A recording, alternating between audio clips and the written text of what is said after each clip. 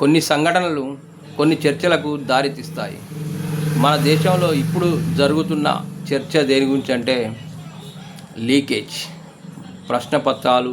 వాళ్ళు కష్టపడి తయారు చేసిన ప్రశ్నపత్రాలను కొంతమంది వ్యక్తులు, వ్యవస్థలు వాళ్ళ స్వార్థం కోసం, వాళ్ళ అవసరాల కోసం, వాళ్ళ ఇన్స్టిట్యూషన్స్ అంటే వాటి యొక్క ఎక్కువ ఆపచ్చన కొద్దీ మా దగ్గర ఎక్కువ మంది ట్రైనింగ్ తీసుకోవాలని కొన్ని సంస్థలు చేసే దిక్కుమాలిన లీకేజీలు చేయబట్టి కొంతమంది యువకులు అంటే విద్యార్థులు కూడా బలవుతున్నారు.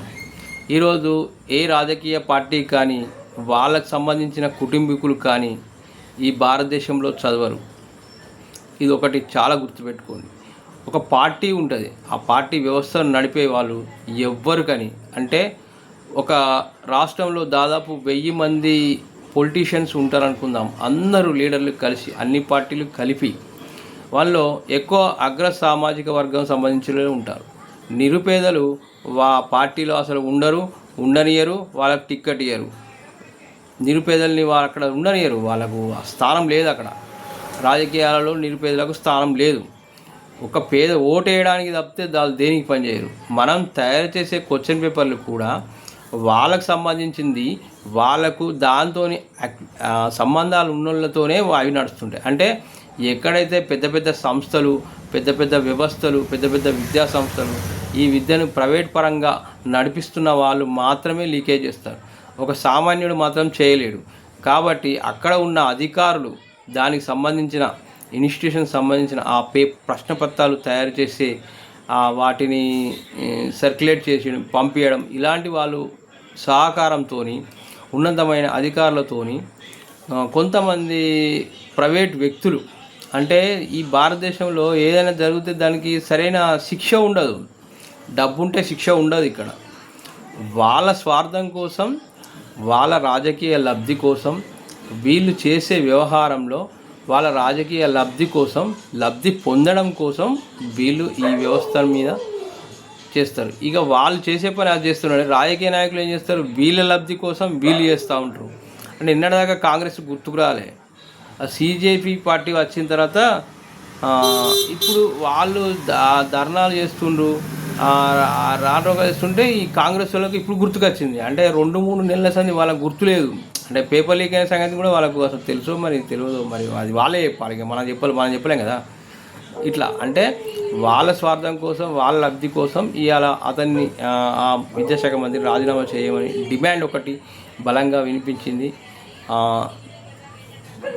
రాజకీయంగా ఒక విద్యాశాఖ మంత్రి రాజీనామా చేసినంత మాత్రాన ఈ వ్యవస్థ ప్రక్షాళన జరగదు. దానికి సంబంధించిన ప్రక్షాళన ప్రణాళికాబద్ధంగా ఒక విద్యా వ్యవస్థను ఫ్రీగా పేదలకు అందించాలి. అంటే నేను ఇంతకుముందు చెప్పాను కదా, ఒక 1000 మంది రాజకీయ నాయకులు వాళ్ళ వ్యవస్థల కొద్దీ వాళ్ళు బ్రతుకుదేరుకు ఈ దేశంలో ఎక్కడ చదవరు, ఎక్కడ ఉండరు, ఎక్కడ చదువుకోరు. వాళ్ళు రాజకీయ నాయకుల పిల్లలు ఎవ్వరు ఉండరు.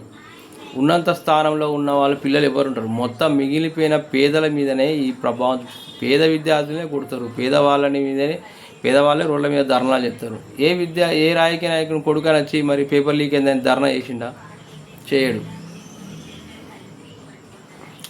రాజకీయ నాయకుని కొడుకు ఆయన కూడా విద్యార్థే కదా, మరి రాలేదు కదా. ఒక రాజకీయ నాయకుని కొడుకు కనిపించింది ఎక్కడన్నా మీకు? ఇంత పెద్ద ఉద్యమం జరుగుతుంది. అంత పేదలు అంటే పేదల కోసం, ప్రభుత్వం పేదల కోసమే ఉంటుంది. అంటే పేదలు హింసించడానికి అన్నట్టు, అంతే కదా. పేద విద్యార్థిని హింసించడం, కొట్టడం, వాళ్ళు ప్రశ్నిస్తే దండించడం, ఇంతే. అంటే మరి దాన్ని వాళ్ళు ఎందుకు అడుగుతారు?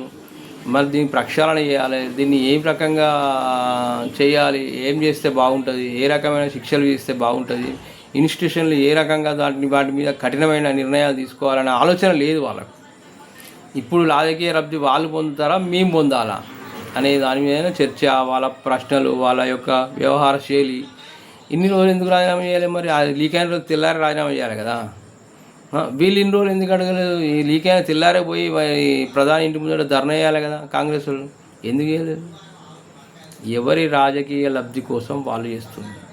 పేదవాళ్ళ గురించి ఆలోచించడం మర్చిపోయింది. నేను ఒకటే చెప్తున్నా, పేదవాళ్ళు రాజకీయాలలోకి ఉన్నతమైన చదువులు, విద్యావంతులు, జ్ఞానవంతులు రాజకీయాలలోకి వెళ్ళినప్పుడు వ్యవస్థ బాగుపడుతుంది. కొన్ని సామాజిక వర్గాలు, కొంత డబ్బున్నోళ్ళు వీళ్ళు పోయిననుకో ఎన్నడూ బాగుపడదు. విద్య ఉండదు, వైద్యం ఉండదు, రక్షణ ఉండదు. ఇది ఏమి కనిపించాయి. అందుకే నేను చెప్తాను, ప్రతి ఒక్క పేదోళ్ళకు మీ ఓటేసేటప్పుడు కూడా నేను అందరికీ ఇదే చెప్తాను, పేదవాళ్ళకు ఓటేయండి. నలుగురు రాజకీయ నాయకులు ఉన్నారని నలుగురు ఒక పార్టీ తరఫున ఒక నలుగురు అందరూ పేదవాళ్ళని చూసి ఓటేయండి. అప్పుడు రాజకీయ ప్రక్షాళన అవుతుంది, వ్యవస్థ మారుతుంది, విద్యా వ్యవస్థ మారుతుంది, లీకేజీలు కావు, వ్యవస్థ మొత్తం ప్రక్షాళన అవుతుంది. రాజకీయ లబ్ధి పొందే స్వార్థ రాజకీయాలు అవే తొలగిపోతాయి. కాబట్టి ప్రతి ఒక్కరూ ఈ జరుగుతున్న సంఘటనలను ఆలోచించి వచ్చే ఎలక్షన్లో సరైన నిర్ణయం తీసుకుంటే ప్రజాస్వామ్యం బతుకుతుంది. ఈ విద్యార్థులు రోడ్ల మీద వచ్చి ధర్నాలు చేయాల్సిన అవసరం దాదాపు ఉండదు. ఎందుకంటే మనం ప్రతిదానికి పోయి రోడ్డు మీద ధర్నాలు చేస్తున్నాం. వాళ్ళని కొట్టిర్రు, ఘోరంగా హింసించారు. ఎవరు దానికి బాధ్యులు? కాంగ్రెస్ పార్టీ బాధ్యుల, బీజేపీ బాధ్యుల, ఇంకేమైనా పార్టీ బాధ్యుల? మనం మారాలి. మనం మారితే ఆ వ్యవస్థ మొత్తం మారుతుంది. మనం ఎప్పుడు మారాలంటే కేవలం అగ్రవర్ణాలకు, డబ్బున్న వాళ్ళకు ఓట్లు వేయద్దు, పేదవాళ్ళకు ఓట్లు వేయాలి. పేదవాళ్ళకు ఓట్లు వేసినప్పుడు పేదవాళ్ళు పార్లమెంట్లకు, అసెంబ్లీకి, ఎగువ సభకు, దిగువ సభకు పోయిన రోజు వ్యవస్థ మీద ఆలోచన వస్తుంది.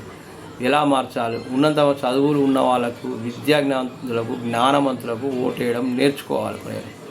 ఆ వ్యవస్థ మారిన రోజు ఈ వ్యవస్థ మారుతుంది. అంతవరకు ఇది తిరుగుతూనే ఉంటుంది. కొన్ని రోజులు వాళ్ళు లీక్ చేసిరని వీళ్ళు అంటారు, వీళ్ళు లీక్ చేసిరని వాళ్ళు అంటారు. అంతే. వాళ్ళ వెనుక సంఘ విద్రోహ శక్తులు ఉన్నారు, వాళ్ళ వెనుక అసాంఘిక శక్తులు ఉన్నారు అంటే మరి మీ పేపర్ లీక్ చేసారు కదా, మరి మీ వెనుక కూడా ఉన్నారా? అది ఎవరు అడగరు. అది వాళ్ళకి ఆలోచన వస్తుంది. ఒక దేశంలో ఒక ఉన్నతమైన, ఒక గౌరవప్రదమైన ఒక పెద్ద పరీక్ష లీకేజ్ అయింది కదా, మరి ఏ శక్తులు ఉన్నాయని నువ్వు లీక్ చేసినావు? ఆ ఆలోచన నీకెందుకు వస్తలేదు?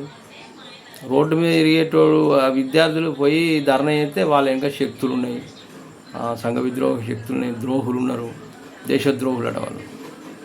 ఇంత దారుణానికి తెగిస్తున్నారు. ఈ రకమైన వ్యవస్థ మారాలంటే ప్రజలు మారాలి. ఫస్ట్ రాజకీయాలు కాదు, ప్రజలు మారిన రోజు ఖచ్చితంగా వ్యవస్థ మారుతుంది. ప్రతి వ్యవస్థ మారుతుంది. ప్రజలు మారిన రోజే వ్యవస్థ మారుతుంది.